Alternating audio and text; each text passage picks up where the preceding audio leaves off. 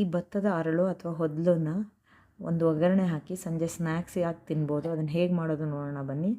ಈ ಒಗ್ಗರಣೆಗೆ ಮೊದಲೇ ಬಾಣಲೆ ಇಟ್ಕೊಂಡು ಅದಕ್ಕೆ 3 ಚಮಚ ತೆಂಗಿನ ಎಣ್ಣೆ ಹಾಕಿದ್ದೀನಿ. ನಂತರ ಉದ್ದಿನಬೇಳೆ ಹಾಕಬೇಕು. ಉದ್ದಿನಬೇಳೆ ಗರಿ ಗರಿ ಆದಮೇಲೆ ಅದಕ್ಕೆ ರುಚಿಗೆ ತಕ್ಕಷ್ಟು ಖಾರಕ್ಕೆ ಎಷ್ಟು ಬೇಕೋ ಅಷ್ಟು ಒಣಮೆಣಸು, ನಂತರ ಸಾಸಿವೆ, ಆಮೇಲೆ ಅರ್ಧ ಚಮಚದಷ್ಟು ಅರಿಶಿನ ಹಾಕಬೇಕು. ಅದು ಬಿಸಿ ಆದ ನಂತರ ಕರಿಬೇವಿನ ಸೊಪ್ಪು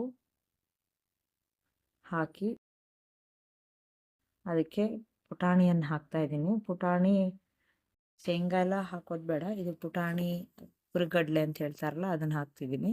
ನಂತರ ಸ್ಟವ್ ಆಫ್ ಮಾಡ್ಕೊಳ್ಳಿ. ಹುಳಿ ಬೇಕಾದರೆ ನಾವು ಇಲ್ಲೇ ಹುಣಸೆಹಣ್ಣು ಮತ್ತು ಬೆಲ್ಲ ಹಾಕಿ ಕುದಿಸ್ಕೋಬೇಕು.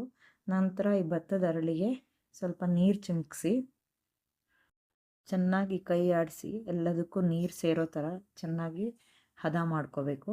ನಂತರ ಇದಕ್ಕೆ ಬೆಲ್ಲ, ರುಚಿಗೆ ತಕ್ಕಷ್ಟು ಬೆಲ್ಲ.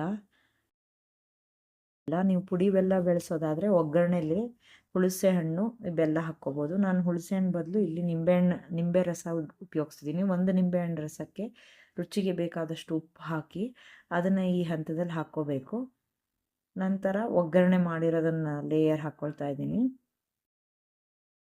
ಈ ಥರ ಎಲ್ಲ ಸರಿಯಾಗಿ ಹಾಕ್ಕೊಂಡು ನಂತರ ತುರಿದಿದ್ದ ತೆಂಗಿನಕಾಯಿನ ಹಾಕಿ ಚೆನ್ನಾಗಿ ಕೈಯಲ್ಲಿ ಮಿಕ್ಸ್ ಮಾಡಬೇಕು. ಮೃದುವಾಗಿ ಹೊದಲೆಲ್ಲ ಬ್ರೇಕ್ ಆಗದೆ ಥರ ಮಿಕ್ಸ್ ಮಾಡಬೇಕು. ಚೆನ್ನಾಗಿ ಮಾಡಿದ್ರೆ ಈ ಹೊದಲು ಒಗ್ಗರಣೆ ರೆಡಿ ಆಯಿತು. ಹೊದಲು ಅಂತಲೂ ಕರೀತಾರೆ ಇದಕ್ಕೆ. ಇದು ಸಂಜೆ ತಿಂಡಿಯಾಗಿ ಎಲ್ಲರೂ ತಿನ್ಬೋದು, ಚೆನ್ನಾಗಿರುತ್ತೆ, ಆರೋಗ್ಯವಾಗೂ ಇರುತ್ತೆ. ಇದನ್ನು ನೀವು ಒಂದು ಸತಿ ನಿಮ್ಮ ಮನೇಲಿ ಟ್ರೈ ಮಾಡಿ ಹೇಗಾಗತ್ತೆ ಅಂತ ನೋಡಿ. Thank you.